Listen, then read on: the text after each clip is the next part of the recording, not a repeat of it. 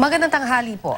Oras na para sa may init na balita. Nag-aalala ang karamihan ng mga Pinoy na baka maging biktima sila ng extrajudicial killings. Batay po yan sa bagong survey ng SWS na inilathala sa Business World. Sa 1,500 sinurvey noong December 3 hanggang 6, 78% ang nagsabing nag-aalala sila na baka sila o isa sa mga kakilala nila ang sunod na mapatay. 45% rito ang labis na nag-aalala, 33% ang medyo nag-aalala, habang 10% ang hindi masyado at 12% ang hindi talaga nag-aalalang mabiktima sila.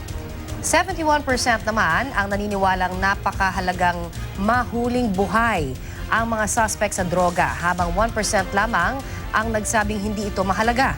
39% naman ang naniniwalang napakaseryosong kaso o problema ang EJK sa kasalukuyang administrasyon. Tungkol naman sa paliwanag ng maraming pulis na nanlaban ang mga drug suspect na napapatay sa kanilang operasyon, 9% ang naniniwalang nagsasabi sila ng totoo, 19% ang medyo naniniwala, habang 13% ang medyo hindi naniniwala.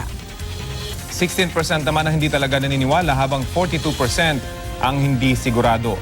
Nasa positive 77 o nananatiling excellent naman ang net public satisfaction rating ng Administrasyong Duterte sa kanyang kampanya kontra droga. Ilan sa malalaking balita ng isagawang survey ay ang pagpuri ni US President-elect Donald Trump sa kampanya kontra droga ni Pangulong Duterte nang mag-usap sila sa telepono at ang pagbibitiw ni Vice President Leni Robredo sa gabinete.